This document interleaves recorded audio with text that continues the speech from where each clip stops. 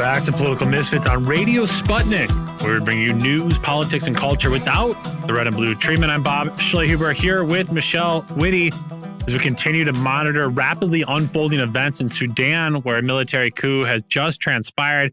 We also keep an eye on their neighbor, Ethiopia, where government forces continue to fight against the rebel group Tigray People's Liberation Front. They're now being labeled a terrorist group there in Ethiopia. Coverage of the fighting has been limited to Western lies and misinformation, and making matters even worse, very little communication has made it out of the northern Tigray region of Ethiopia. Here to straighten a few things out and give us the latest from Ethiopia is journalist Hermela Aregawi. Hermela, welcome to the show. Hey, thank you. Well, thanks for being here with us. You know, Hermela, thank you for your coverage. I mean, you've been really going against the grain on a lot of really bad coverage that is out there. So let me just first set the scene here in Ethiopia, just for our listeners who haven't been following closely. The TPLF, that's the Tigrayan People's Liberation Front, they were in power in the country for nearly 30 years, ruling with a heavy hand and a monopoly on violence. In 2018, the government was rejected after massive protests took the country by surprise, and Abiy Ahmed became prime minister. In 2020, Abiy postponed elections in the country due to the coronavirus pandemic. The TPLF, however, went ahead with elections in Tigray, an unprecedented move. So the country basically said, hey, we're going to postpone the elections. And the region Tigray, with the former heads of the government, they said, well, we're going to continue with elections here in our part of the country. The situation quickly deteriorated. Prime Minister Abiy Ahmed announced a military offensive after accusing Tigrayan forces of attacking and seizing a military base in the regional capital of Mekelle. So, Hermela, I hate to take a whole lot of history and package it into a tight, concise 30-second recap, but is that a good starting point for this conversation today? Anything pivotal that I may have missed? No, I think you did a good job. Okay, well, then that being said, thank you. Thank you. It took me not that much time, so I'm quite curious why Western media has been presenting this story instead of a conflict between two equal sides, the TPLF and the Ethiopian government, as each having equal grievances. And the solution to the problem is just having the two sides hear each other's grievances and then resolve the dispute. But as I just laid out there, not really a two-sided conflict. You basically have a runaway region with the former government who was rejected by the people now saying we're going to continue to rule our area despite what the central government is saying. Right. You know, I can only speculate on the why Western media is doing what they're doing, but I can tell you what I've seen that has been, glaring gaps in reporting, ignoring huge elements of it, Western media contradicting itself within the same report. Some of those things being, there's a lot of talk about the government doing a blockade, a humanitarian blockade for months. That's what the New York Times, CNN,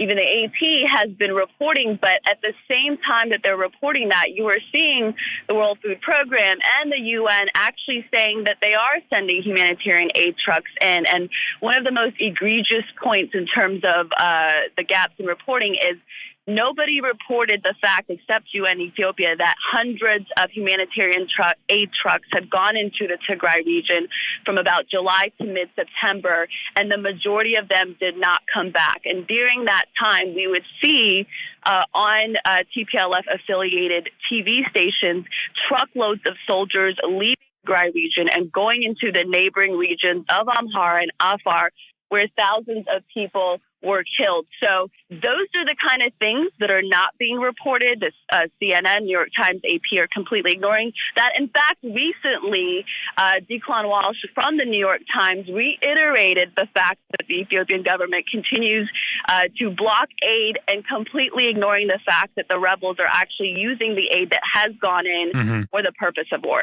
Yeah, I mean, the tweet here from New York Times World that you highlight, for months, UN officials have complained about Ethiopian obstacles to truck convoys of aid for victims facing famine in the Tigray conflict. On Friday, a UN humanitarian air flight to Tigray also was thwarted. So it does sound like, because what the Ethiopian government is doing, these trucks and humanitarian aid is not to be able to get into the region. Another headline from the New York Times, Ethiopia launches new offensive on Tigray rebels as famine looms. And again, it's being framed as if the TPLF is about to feed a bunch of people, and then Ethiopia launches this new offensive, distracting them away from feeding the people of Tigray. Right. Right, absolutely. I think the word famine has been really weaponized. I mean, the Western media and the U.S. government has been warning about famine in that region for almost the entire year of war.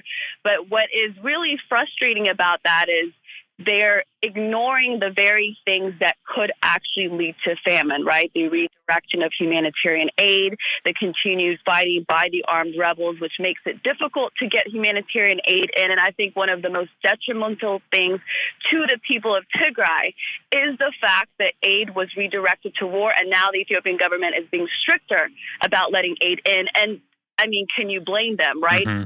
If it means that all these trucks are going in and then they're being used to kill fellow Ethiopians and Tigrayan Ethiopians as well that are being pushed into war, then it becomes problematic. The AP's Anna Kara had a report about famine in Tigray about a month ago, and she used a photo of a starving kid that was from a, quote, anonymous source. I found that really disturbing from a journalism perspective because she was saying that that kid was at Eider Hospital, which is in the Tigray region, and she was clearly talking to officials there. But somehow she wasn't able to get a photo that was sourced from that hospital. My speculation is because I have worked with Tigrayan activists in the first several months of this war, assuming that their cause was humanitarian in nature, and because I had family in that region and was concerned, I know that some of the ways that information gets to places like the AP is through activists, through pro-TPLF activists, as well as TPLF officials. That's true for the AP, and that seems to be true for CNN's Nima El-Bagir, who works directly with TPLF officials, and her sources seem strictly TPLF officials, which is why the reporting has been so biased. There has been no reports on CNN or on New York Times or on the AP about the months of invasion by Tigray forces into the Amhara and Afar regions, where nearly 10,000 people died. If you take what the Tigray forces and the Ethiopian government's numbers at face value, 10,000 people have died in that couple of months period. So these are the kind of are ignored, and the people who are suffering are the people on the ground, and that's true for everywhere in Ethiopia, including in Tigray, where I don't think the majority of people really have a voice to be able to say, we actually want peace. We do not want to continue to fight this war, because to what end? Yeah. I mean, even it's been interesting kind of reading about the situation in Sudan and the migrant flows, because again, nobody's really being able to communicate much except the TPLF from Tigray. And so what they're saying is that, oh, it's people choosing to leave, they're leaving voluntarily. But other reports that I've gotten from people in the country are saying it's actually some TPLF soldiers and young soldiers that are leaving within these migrant flows to Sudan. So again, the international community, tearjerker, oh, migrant flows, which we should care about, humanitarian crisis, and kind of the weaponization of these phrases like famine going on. But again, it doesn't necessarily paint a clear picture of who exactly is choosing to leave, and then the reason why some of the TPLF fighters are leaving. Some people are accusing them of war crimes, trying to leave the country now. But again, everything is really muddied when there's not clear communication. But it's just amazing, to your point, somehow these journalists who aren't there working with anonymous sources have all of the information, and we're just supposed to be able to take that without a grain of salt. Right. You know, the issue is when you're talking to refugees in Sudan, can they really tell you if something happened that was not favorable to TPLF officials, right? Could they really say that in that space and feel safe? Could people in Tigray tell you a story that did not just malign Ethiopian government, Ethiopian military, or Eritrean military? Could they tell you something that actually went against the Tigray forces? I don't know that they can without risking their lives. I mean, even myself as an ethnic Tigrayan, asking some of these questions, I've dealt with a lot of backlash. And I'm here in the U.S. where I'm not at reach of, at least you would think, of TPLF officials, right? So, and I don't fully feel that freedom to be able to ask these questions. So when you think about the very poor people that are in that region or in the refugee camps, I just don't think it's possible to get the whole story because they don't feel safe to be able to share that. Yeah. I mean, it's just incredibly heartbreaking. And here, obviously, my country, the United States, doing little to help whatsoever. They're threatening both sides like they're as if they're small children with sanctions if they do not commit to a ceasefire and a negotiated peace. And here again, this is what the U.S. government does all the time by framing it again as these are two sides, both have legitimate grievances.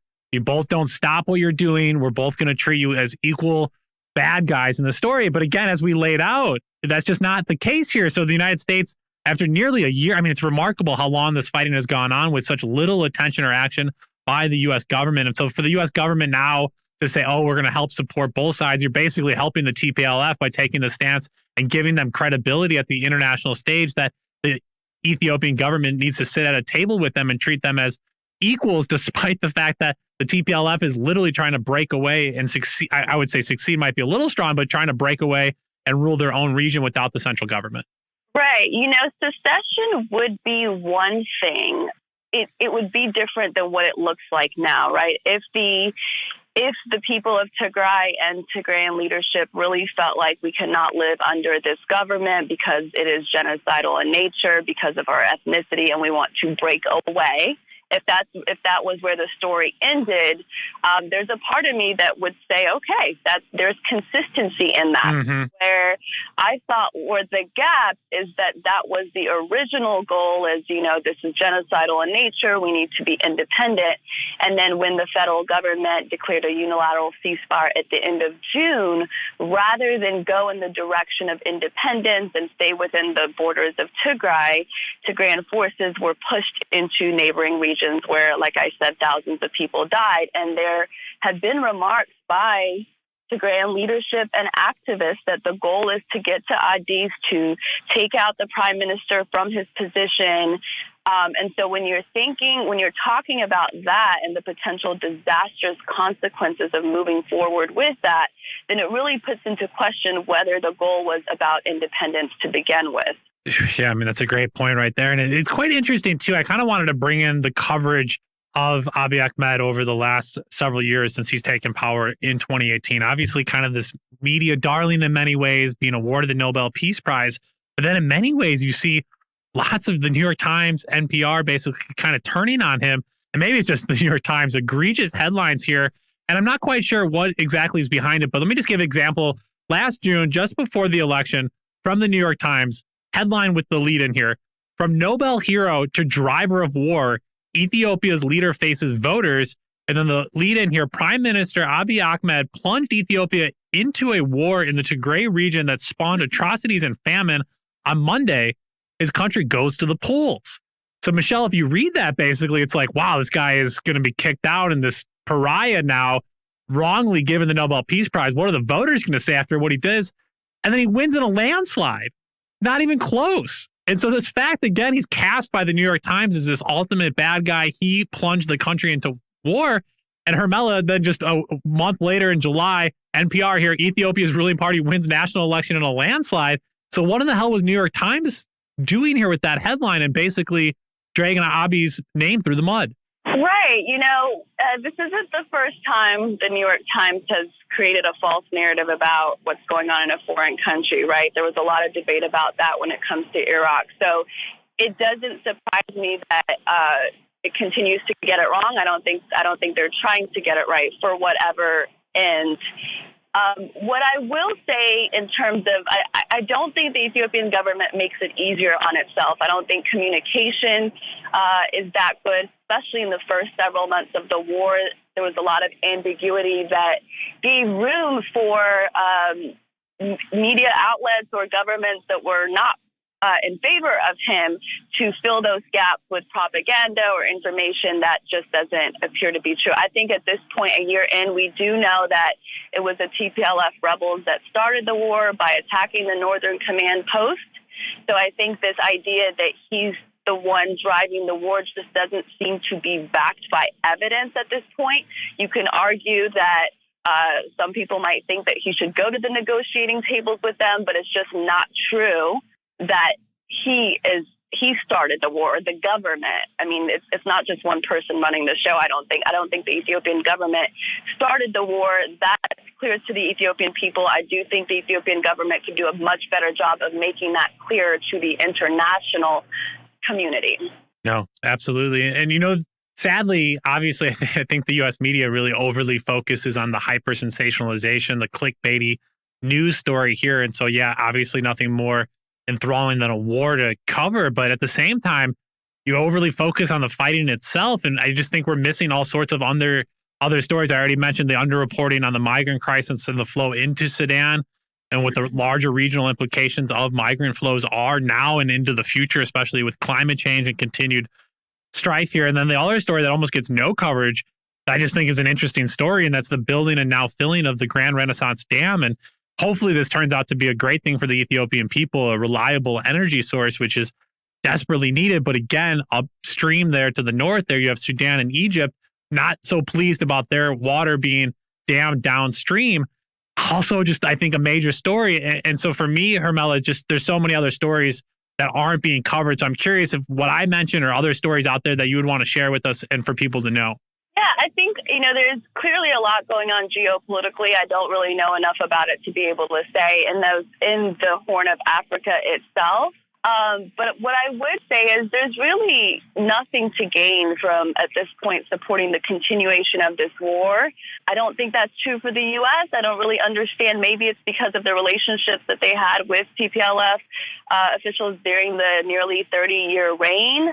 But at this point, it just seems completely counterproductive to peace or to stability in that region, or to the average poor person in that region, including in Ethiopia, to not denounce the armed rebels continuing to fight, not just the government, but the people of Ethiopia. I mean, when you're going into neighboring regions, and a lot of the times there's not military there, right? So it's literally people, poor people fighting each other. I mean, that the BBC touched on where about 10,000 people did die on both sides. I mean, that number is insane, right? If you were talking about that happening in the United States or in any European country, you would not look at 10,000 people dead and that headline not be everywhere. So shocking. It does really feed into the sort of stereotypes of the famine, the war that, Africa is quote unquote known for, when they just disregard those kind of numbers. And that's frustrating to me because I think Ethiopia has moved a long way